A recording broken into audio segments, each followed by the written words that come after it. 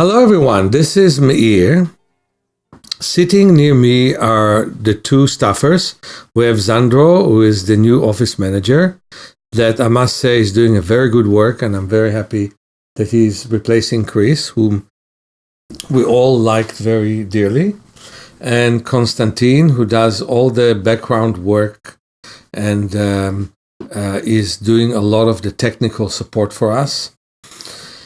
And I have one of my best friends ever by the name of Sisa. I want to tell you, she's a woman that I admire beyond words. Until now, I talked to you a lot about people with vision problems. And indeed, I would say that more than half of my work is work with vision. In fact, I'm going to Israel to promote my book, Vision for Life in Hebrew. And I want to remind you, it's called in Hebrew, Meir Einai. Meir means giving light, and that's my born name. It's wonderful. My parents called me that. And Einai means eyes. So I'm giving light to the eyes. How wonderful. But what I want to talk to you right now about is not Vision for Life, which I always want to talk about. Yesterday, I was awakened by a reporter from Israel and had to spend with her 2 hours past midnight in my time to talk about a big article she's writing about me and the book in Hebrew. So I'm really looking forward for exactly the publicity I wanted in the United States that I'll get in Israel right now. But I want to talk about my work with paralysis. I will never forget how me, when I was basically not even 20 years of age, Vered, who was 23 years of age, and Danny, who was 18, ended up opening a clinic, the most strange clinic in the world. He had muscular dystrophy, the Baker kinds, the second worst muscular dystrophy that exists. Vered had polio from the age of 2 years.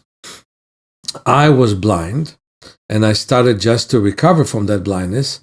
And we had so many clients without having certificates, without having licenses, just because we worked on ourselves. In fact, I will never forget that we got even the chief of staff of the army in Israel, who became paralyzed with a back pain, but his daughter, married next day, came to me at 2 o'clock in the morning, driven by a general whom I helped his back, so I could fix him. I fixed him, and next day he was dancing in a party with the Prime Minister, Golda Meir. The party was his daughter's wedding. The work that Vera did on herself was amazing. She dragged her right foot regularly, and we spent a couple of years to get to the place where she can lift it an inch from the ground, and that made a huge difference in her life. And what happened to her is that she was able to be out of the wheelchair for 40 years, which is really amazing. She's the top therapist of my work in Israel, and she invented many of the exercises that I do with polio patients. One of the most dramatic moments were that I was teaching a class, and I explained that paralysis, while having physical etiology, what is more physical than polio? You have a virus that destroyed the motor nerves in the central nervous system, still has mental space, has mental reason to be there. And that the cells have memory of that paralysis. And when I described it to my class, I asked her to lift her leg on a stool. She said, "You're crazy. I can only lift it an inch of the ground. We spent 2 years to do that." I said, "Well, I know I'm crazy, but just do it." She didn't succeed to do it, but she lifted it 4 inches from the ground. Then I told her, lift it on a table. She said, "Now you're completely out of your mind." I said, "That's not news to me. Just do it." And she tried.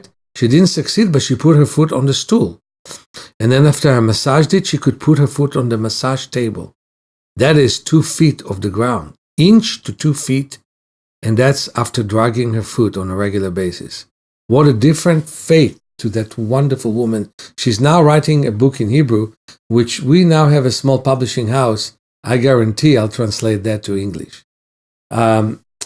Now, I want to tell you that to the biggest lecture I ever gave in my life, and I'm not a big wheel, I'm not a big deal, not so many people know about me, but I had more than 700 people in that lecture, and it was unique in that sense. In São Paulo, Brazil, I met one of the most beautiful women that I ever met in my life. Her name is Cissa. And she, first of all, came to me with her polio. She immediately arranged a flight to San Francisco to work with me with water therapy and other therapy to save herself from further paralysis, as she had a lot of pain in her left eye. She had a surgery that basically stiffened her knee and made it impossible for her to bend it. It was for a good reason, so she can basically carry her leg because the knee was very weak, but it still is hyper extending. And I think it was a mistake, as I believe that 99% of the surgeries that were done to polio patients were a big mistake. They weakened the legs and they led to a lot of problems. But then we worked for a long time. And today, I would say 25 years after we met, she is walking with a cane, so she deteriorated a bit, but she's doing so much better than 90% of the polio patients that exist. This post-polio paralysis is such a known thing. And she's diligent and she works on herself.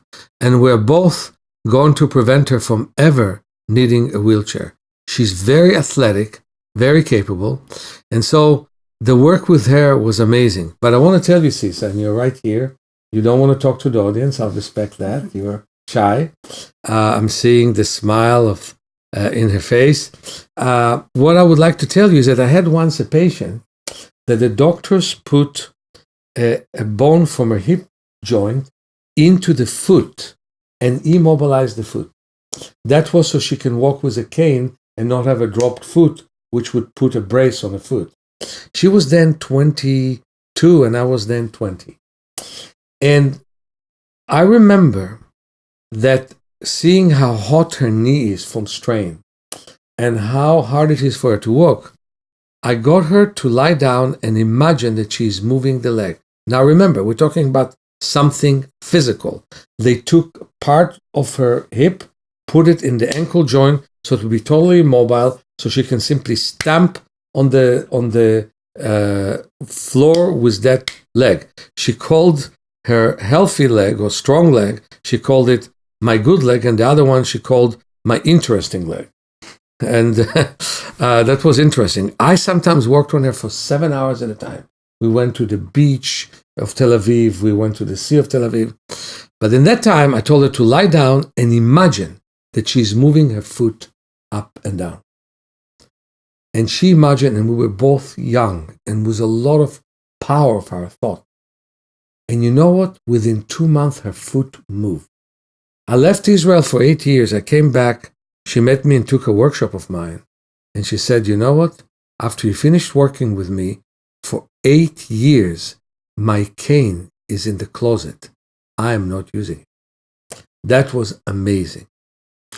So every polio patient is different, but I must say that I am really impressed with the wonderful work that Cissa is doing.